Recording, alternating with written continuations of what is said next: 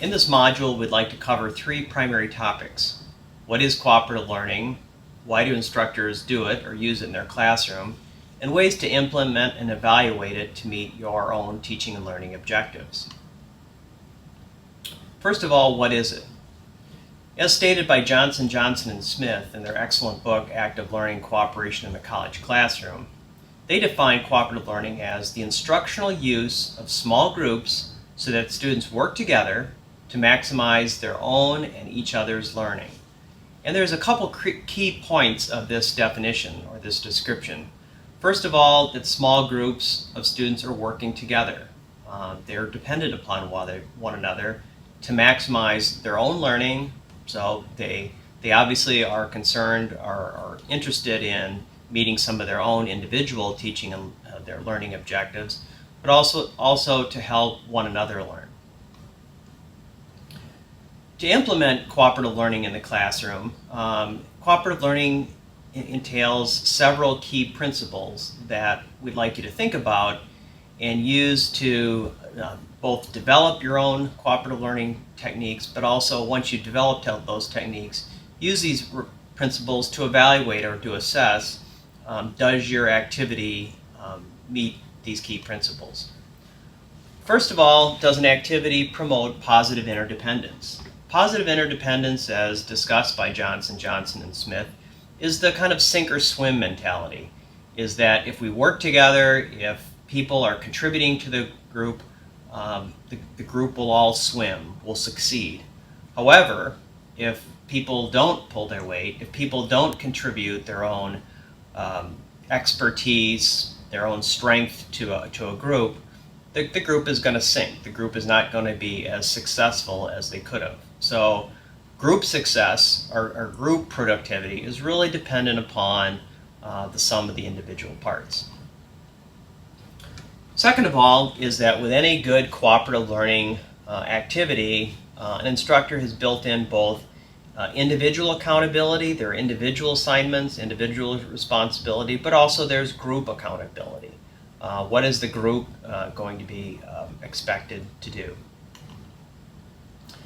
Third is that there's face-to-face interactions, is that one of the best ways to critique your work, to make progress, is the need to have face-to-face interactions to make progress on a project.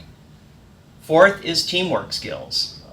Many students oftentimes tell me that they've had extensive team projects, they've worked extensively in teams, but they don't necessarily like those types of projects. Often because we as instructors haven't trained them, haven't provided them enough skills on how to work effectively as a team. And we'll talk about that later in the session. Next is group processing and facilitation skills. Do they know how to make decisions? Do they know how to critique one another's work? This is an important element of an effective cooperative learning activity. One comment I've often heard from professors is, if I use cooperative learning activities, I won't be able to lecture. And some people like lecture. Sometimes lecturing may be an important way to provide information, a background for students to effectively tackle a cooperative learning activities. Like any technique, using lectures has certain weaknesses. So let's talk about those. First of all, with lecturing, students are typically fairly passive observants of the classroom. They're sitting, they're hopefully listening, passive participants. They may not be engaged in their own learning. They're depending upon having someone share information with them. Second is students may not understand the context of the information, especially with introductory material. If people are starting lectures with information and not necessarily explaining why students need to know information.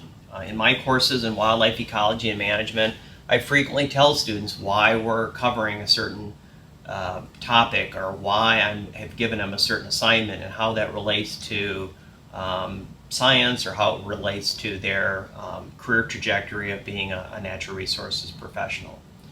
Third is that students may not be applying or using the information. They're not practicing the use of information. They're just receiving it. And this is a really, really critical part, or I think a positive element of cooperative learning, is it really forces students to engage in their own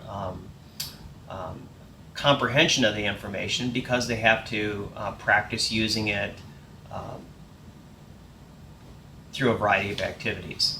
So a comment that many instructors may hear from students is, why do we need to know this? And so be a little proactive in your own teaching, and think about that question as you're developing a cooperative learning activity, and make sure you share with students why you're presenting certain information, why they're working on certain kinds of cooperative learning activities, and how it helps meet broader teaching and learning objectives, or perhaps professional objectives for them down the road. Ideally, what we'd like is for students to be actively engaged. As you saw in the videos and heard from some from instructors, this is a key element of cooperative learning. We want them to use the information, to be engaged or responsible for their own learning. Reflection is an important part of the learning process. Providing material that's relevant, that has a context, that has meaning, has an opportunity for students to know why they're learning information, and certainly how it's used. Collaboration is a big part of cooperative learning, especially with working in your groups, is you're dependent upon one another to both learn information from your peers. Maybe your peers have expertise that you don't have. They've been responsible for learning a certain element of the material they're sharing with you, and you're going to share a different component of the material to teach them. And last but not least is passion, is providing a context for how students are going to use the material. Hopefully will raise the passion or interest the students have in the material, and help engage them in wanting to know more about a particular topic.